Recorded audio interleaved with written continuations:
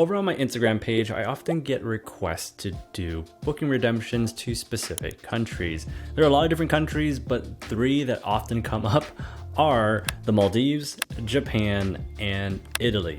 So in this video, I'm going to walk you through how I would use my credit card points to book flights in business or economy to Italy. If you don't already know, my name is Max and I help people maximize their airline miles, hotel points, and credit card points. Remember to hit the like and subscribe button down below. With that out of the way, let's get started. So this video is split up into 3 sections. In the earn section, I'll tell you what credit card points you need to make these redemptions. In the redeem section, I'll show you step by step on how to search and book these flights. And in the maximize section, I'll give you some tips on how to maximize your redemption so you can get more value out of your credit card points. So let's first start with earn. So when it comes to earning points for this redemption, you can use any of the 5 major credit card points. That's Bilt, Citi, Capital One, Chase, and American Express, because all of them transfer 1-to-1 over to Flying Blue, which is the loyalty program for Air France and KLM.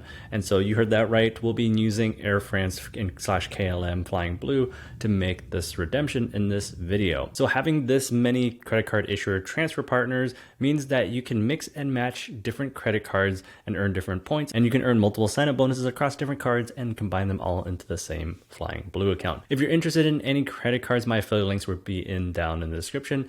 Using those links helps support my work. So that's the earn section of this video. Before we jump over to how to redeem our credit card points, I want to thank today's sponsor, Airlo. Whenever I travel abroad to places like Italy, I use Airlo to get cell phone data, and Airlo is an eSIM store where you can purchase eSIMs for more than 200 countries and regions, and the eSIMs are actually pretty affordable. For example, in Italy, 10 gigabytes for 30 days is just $24, and if I use up that 10 gigs, I can always top up and add more data.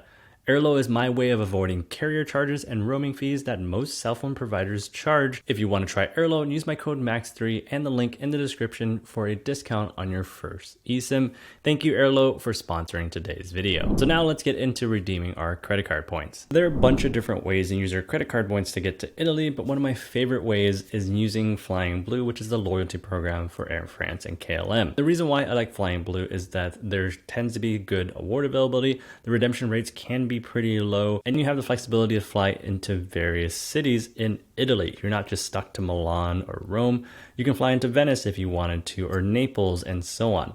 And so there's a lot of flexibility on the routing aspect if you want to go to different parts of Italy other than some of the major cities like Milan and Rome. But of course, there's the upsides, and then there's also the downsides of Flying Blue. And the downside of Flying Blue is that the taxes and fees can be on the steeper side of things. They're not terrible, but they're just a little bit more expensive than some of the other redemption options. So now you know the pluses and minuses of Flying Blue. Let's go through an example together, and let's jump over to my computer so I can show you step by step on how this booking would be done. I'm here on the airfrance.us page, and I just like to go to airfrance.us because it allows you to skip a bunch of landing pages that you have to click through. It just takes you directly to the US version of the Air France website.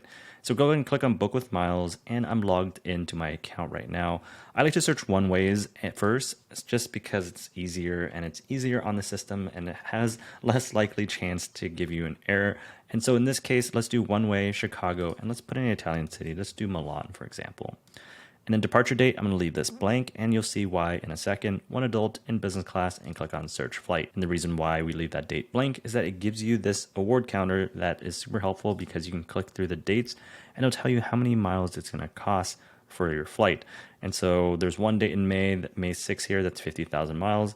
And like these peak travel times, award availability can be tough to find if you're not booking 10 plus months in advance. And so the award availability picks up again in November here.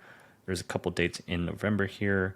Let's go to January. A lot more award availability in January here. And so if we go ahead and pick a flight here, for example, January 7th, it'll say that it's 50,000 miles and $222 in taxes and fees. And that's going from Chicago to Paris to Milan. And so if we click on that, this is what we'll select. And it gives us the final price is 50,000 miles and $222 in taxes and fees. And you just do the same exact thing for the reverse. If you want to go from Milan back to Chicago, you run the same exact search. And again, you go to search, click on Book with Miles. And in this case, let's go from Rome, Chicago. And that's another benefit of booking one-way tickets is that you have much more flexibility.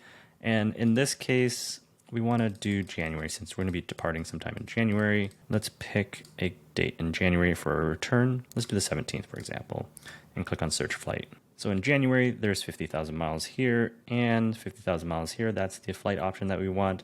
This one's connecting through Amsterdam instead of Paris, but it's still a good option. And $310 in taxes and fees. So the taxes and fees on the return flight is a little more expensive departing out of Europe.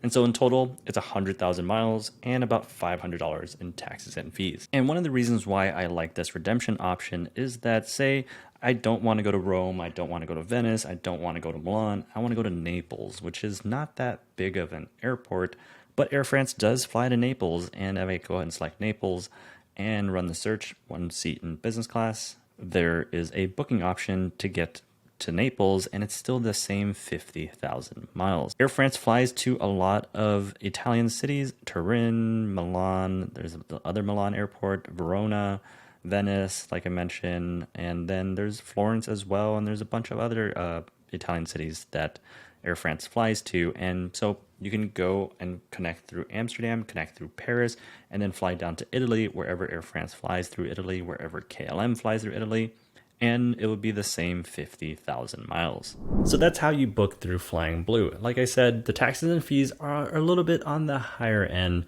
but they're not terrible. If you punch everything into my redemption dashboard spreadsheet, you take the cash price and compare it to the amount of points that require you to book through the travel portal, and then also the amount of points you have to redeem and transfer, and then the taxes and fees you have to pay.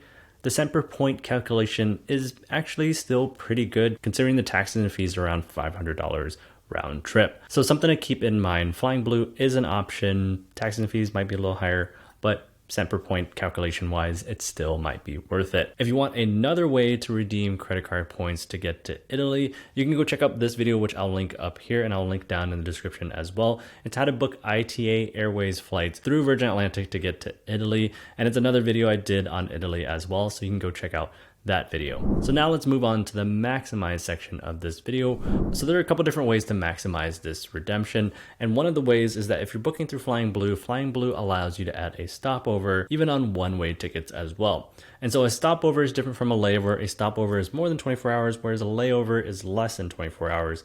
And so a stopover can be several days. It could be several weeks if you wanted to. So for example, if I wanted to go from Chicago to Milan, what I could do is fly from Chicago to Paris, hang out in Paris for like 2 or 3 days, or maybe even 4 days. And then from there, continue my trip from Paris down to Milan. And so I get to see Milan and Paris all in one trip. And Flying Blue doesn't charge you extra for that stopover in Paris, which is a really cool benefit.